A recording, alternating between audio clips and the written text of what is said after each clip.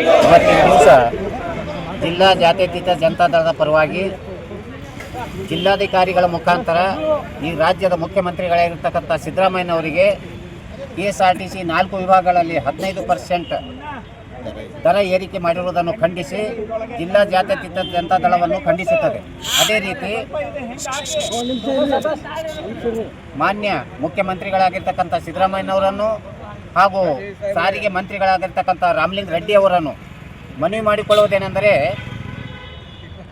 6ನೇ ತಾರೀಕಿನ ದಿವಸ 6/1/2025 ತಾರೀಕಿನಿಂದ 15% 4 ವಿಭಾಗಗಳಲ್ಲಿ 15% ದರ ಹೆಚ್ಚಿಗೆ ಮಾಡಲಾಗಿದೆ. ಯಾವ ಉದ್ದೇಶಕ್ಕಾಗಿ ನೀವು ದರ ಹೆಚ್ಚಿಗೆ ಮಾಡಿದಿರಿ ಇದು ಈ ಜನರಿಗೆ ನಾವು ತಿಳಿಸಬೇಕಾಗಿದೆ.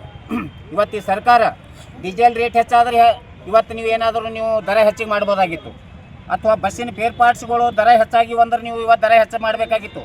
ಬಸ್ಸಿನ ಟೈರ್ ಆಗಲಿ ಅಥವಾ ಬಸ್ಸಿನ ದರ ಹೊಸ ಬಸ್ ರೇಟ್ ಹೆಚ್ಚಾಗಿತ್ತು ಅಂದ್ರೆ ನೀವು ಹೆಚ್ಚು ಮಾಡಬೇಕಾಗಿತ್ತು.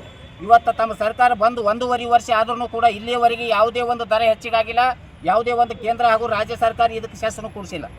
ಇಂಥ ಪ್ರಸಂಗದಲ್ಲಿ ಡೀಸೆಲ್ ರೇಟ್ನೂ ಅಷ್ಟೇ ಇರುವ ಸಂದರ್ಭದಲ್ಲಿ ಇವತ್ತು ಮಹಿಳೆಯರಿಗೆ ನೀವೇನು 5 ಗ್ಯಾರಂಟಿ ಯೋಜನೆಗಳು ಕೊಟ್ಟಿದ್ರಿ. 5 ಗ್ಯಾರಂಟಿಗಳ ಯೋಜನೆಗಳಲ್ಲಿ ಒಂದಾಗಿರ್ತಕ್ಕಂಥ ಶಕ್ತಿ ಯೋಜನೆ ಆಗಿರ್ಬೋದು, ಮಹಿಳೆಯರಿಗಾಗಿ ನೀವೇನು ಫ್ರೀ ಇಟ್ಟಿದ್ರಿ. ಆ ಫ್ರೀ ಇಟ್ಟಿದ್ದು ಇವತ್ತು ಗಂಡಸರ ಮೇಲೆ ಇವತ್ತು ಪುರುಷರ ಮೇಲೆ ನೀವು ದರ ಹೆಚ್ಚಿಗೆ ಮಾಡಿ ಇವತ್ತು ಭರ್ತಿ ಮಾಡ್ತಾ ಇದ್ದೀರೇನು, ಇದನ್ನು ಕೂಡ ತಾವು ಇವತ್ತು ನೀವು ಜನರಿಗೆ ತಿಳಿಸ್ಬೇಕಾಗ್ಯದ. ಇವತ್ತು ಮಾನ್ಯ ಸಿದ್ದರಾಮಯ್ಯನವ್ರಿಗೆ ಒಂದು ಮಾತು ಹೇಳಲಿಕ್ಕೆ ಇಚ್ಛಪಡ್ತಾ ಇದ್ದೀನಿ. ನೀವು ರಾಜಕೀಯ ಜೀವನ ಸ್ಟಾರ್ಟ್ ಮಾಡಿದೆ ಇವತ್ತು ಜಾತ್ಯತೀತ ಜನತಾದಳ ನಮ್ಮ ದೇವೇಗೌಡರ ನೇತೃತ್ವದಲ್ಲಿ. ಇವತ್ತು ನೀವು ಒಬ್ಬರು ಸೌಮ್ಯವಾಗಿರ್ತಕ್ಕಂಥ ಇವತ್ತು ವಾಗ್ಮಿ ಆಗಿರ್ತಕ್ಕಂಥ ಒಬ್ಬ ಖ್ಯಾತ ವಕೀಲರಾಗಿರ್ತಕ್ಕಂಥ ಇವತ್ತು 2 ಬಾರಿ ಉಪಮುಖ್ಯಮಂತ್ರಿಯಾಗಿ ಜಾತ್ಯತೀತ ಜನತಾದಳದಲ್ಲಿ ನೀವು ಸೇವೆ ಸಲ್ಲಿಸಿದವರು. ಇವತ್ತು ಈ ರಾಜ್ಯದಲ್ಲೇ ಒಂದು ಒಳ್ಳೆಯ ಹೆಸರು ಗಳಿಸಿದವರು. ಇವತ್ತು ಇಂಥ ವ್ಯಕ್ತಿ ಈ ಬಾರಿ ಮುಖ್ಯಮಂತ್ರಿ ಆದಾಗ ಯಾಕೆ ಈ ರೀತಿ ಮಾಡ್ತಾ ಇದ್ದೀರಿ? ಇಂಥ ಭ್ರಷ್ಟಾಚಾರ ನಡೆದ್ರೂ ನೀವು ಸುಮ್ಮ ಕೊಡ್ತಾ ಇದ್ದೀರಿ. ಇಂಥ ಯಾವುದಾದ್ರೂ ರೇಟ್ ಹೆಚ್ಚಿಗೆ ಮಾಡಿದ್ರು ನೀವೇನು ಅದಕ್ಕೆ ಅದ್ರ ಬಗ್ಗೆ ನೀವು ಕಾಳಜಿನೇ ಇಲ್ಲ. ಮತ್ತು ನಾವು ಜನಪರ ಕಾಳಜಿ ಜನಪರ ಸರ್ಕಾರ ಅಂತ ಹೇಳ್ತಾ ಇದ್ದೀರಿ. ಇದೇನಾ ನಿಮ್ಮ ನೀತಿ? ಯಾವುದೇ ರೀತಿ ಆದ್ರೂ ಕೂಡ ನಿಮ್ಮ ನಿಷ್ಠೆಯಿಂದ ಸರ್ಕಾರದಲ್ಲಿ ಎಷ್ಟೇ ದಿನ ಮುಖ್ಯಮಂತ್ರಿಯಾಗಿ ಮಾಡಿರಿ. ನಿಜವಾಗ್ಲೂ ಕೂಡ ಸಿದ್ದರಾಮಯ್ಯರಾಗಿರ್ಬೋದು, ರಾಮಕೃಷ್ಣ ಹೆಗಡೆ ಆಗಿರ್ಬೋದು, ವೀರೇಂದ್ರ ಪಾಟೀಲ್, ದೇವೇಗೌಡರು, ಇವತ್ತು ಜೆ ಪಟೇಲ್ ಆಗಿರ್ಬೋದು, ಕುಮಾರಣ್ಣವರು ಒಳ್ಳೆಯ ಆಡಳಿತ ಕೊಟ್ಟಿರ್ತಕ್ಕಂಥ ಕೀರ್ತಿವಾನರಾಗಿದ್ರಿ. ಅದರಲ್ಲಿ ಕೂಡ ತಾವು ಕೆಲವೊಬ್ಬರಲ್ಲಿ ತಾವು ಒಬ್ಬ ಮುಖ್ಯಮಂತ್ರಿಯಾಗಿ ಒಳ್ಳೆ ಕೆಲಸ ಮಾಡಿದವರು. ಇವತ್ತು ತಾವು ಈ ರೀತಿ ಜನರ ಮೇಲೆ ಹೊರೆ ಹಾಕೋದು ಎಷ್ಟರ ಮಟ್ಟಿಗೆ ಇದು ಸಮಂಜಸ ಅದ? ಇವತ್ತು ನೀವು ಹಾಲಿನ ರೇಟ್ನು ಹೆಚ್ಚು ಮಾಡ್ತಾ ಇದ್ದೀರಿ, ಅದಕ್ಕೆ ಇವತ್ತು ಸೆರೆ ಮೇಲೆ ರೇಟ್ನು ಹೆಚ್ಚು ಮಾಡ್ತಾ ಇದ್ದೀರಿ. ಹಲವಾರು ಇವತ್ತು ಯೋಜನೆಗಳನ್ನು ಟ್ಯಾಕ್ಸ್ ಕೊಡ್ತಾ ಇದ್ದೀರಿ. ರೈತರ ಪರವಾಗಿರ್ತಕ್ಕಂಥ ಸರ್ಕಾರ ಅಂತೀರಿ. ರೈತರು ಇವತ್ತು ರಿಜಿಸ್ಟ್ರೇಷನ್ ಮಾಡಬೇಕಾದ್ರೆ ಅದ್ರ ದರನೂ ಕೂಡ ನೀವು ಹೆಚ್ಚು ಮಾಡಿದಿರಿ. ಹೀಗಾದ್ರೆ ಏನಿದು? ನೀವು ಯಾವ ರೀತಿ ನೀತಿ ಸರ್ಕಾರ ನೀವು ನಡೆಸ್ತಾ ಇದ್ದೀರಿ?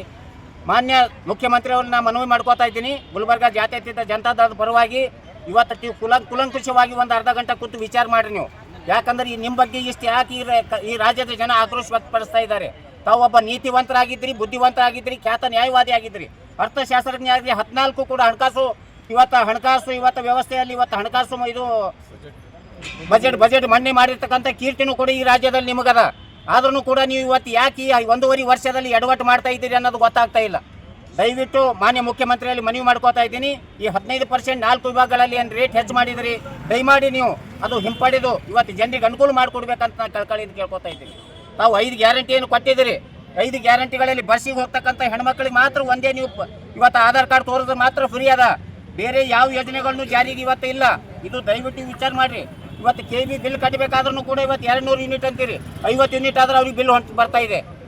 ಇವತ್ತು ನಿರುದ್ಯೋಗ ಪದವೀಧರಿಗೆ ಹೇಳ್ತಾ ಇದ್ದೀರಿ. ಇವತ್ತು 2,000-3,000 ಜನರಿಗೆ ಈ ರಾಜ್ಯದಲ್ಲಿ ನೀವು ದುಡ್ಡು ಕೊಡ್ತಾ ಇದ್ದೀರಿ. ಇವತ್ತು ಎಷ್ಟೋ 4-5 ಲಕ್ಷ ಜನ ಇವತ್ತು ನಮ್ಮಲ್ಲಿ ನಿರುದ್ಯೋಗ ಪದವೀಧರ ಅದಾರ. ಇದ್ರ ಬಗ್ಗೆನೂ ನೀವು ಕಾಳಜಿ ವಹಿಸಬೇಕಾಗ್ತದೆ. ಇವತ್ತು ಗೃಹಲಕ್ಷ್ಮಿ ಯೋಜನೆದಾಗ ಇವತ್ತು 50% ಅಲ್ಲ 70% ಜನರಿಗೆ ಇವತ್ತು ದುಡ್ಡು ಬರ್ತಾ ಇಲ್ಲ. ಇದ್ರ ಬಗ್ಗೆನೂ ನೀವು ಕಾಳಜಿ ವಹಿಸಬೇಕಾಗ್ಯದ. ಬರೀ ಗ್ಯಾರಂಟಿ ಯೋಜನೆಗಳು ಹೇಳಿ ಕರ್ನಾಟಕದಲ್ಲಿ ಇರ್ತಕ್ಕಂಥ ಎಲ್ಲ ಇಲಾಖೆಗಳು ಬರಡು ಭೂಮಿ ಆಗ್ಯಾವ. ಇವತ್ತು ಒಂದು ಕೆಲಸನೂ ಆಗ್ತಾ ಇಲ್ಲ. ನಿಮ್ಮ ಕಾಂಗ್ರೆಸ್ ಶಾಸಕರೇ ಇವತ್ತು ನಿಮಗೆ ವಿರುದ್ಧ ಆಗಿದ್ದಾರೆ. ದಯವಿಟ್ಟು ಸಿದ್ದರಾಮಯ್ಯನವರೇ ಎಚ್ಚರಗೊಳ್ಳಿ, ವಿಚಾರ ಮಾಡಿರಿ. ಇವತ್ತು ಇದು ಹಿಂಪಡೀರಿ. ಇದೇ ರೀತಿ ಎಷ್ಟೋ ಭ್ರಷ್ಟಾಚಾರಗಳಾಗ್ಯಾವ. ತಮ್ಮ ಗಮನಕ್ಕಿದ್ದರೂ ಕೂಡ ಏನೂ ವಿಚಾರ ಮಾಡ್ತಾ ಇಲ್ಲ. ಅದ್ರ ಬಗ್ಗೆನೂ ನೀವು ವಿಚಾರ ಮಾಡಿ ಭ್ರಷ್ಟಾಚಾರ ನಿರ್ಮೂಲಿಸಲಿಕ್ಕೆ ಏನು ಮಾಡೋರಿದ್ದೀರಿ? ಇವತ್ತು ನೀವು ಹೇಳಿದ್ರಿ ವಾಲ್ಮೀಕಿ ಹಗರಣದಲ್ಲಿ 1,180 ಕೋಟಿ ಆಗ್ಯದ ಅಂದ್ರೆ ಇಲ್ಲ ಬರೀ 89 ಕೋಟಿ ಆಗ್ಯದ. 89 ಕೋಟಿ ಹಗರಣ ಅಲ್ಲೇನ್ರಿ ಮುಖ್ಯಮಂತ್ರಿ ಅವರೇ?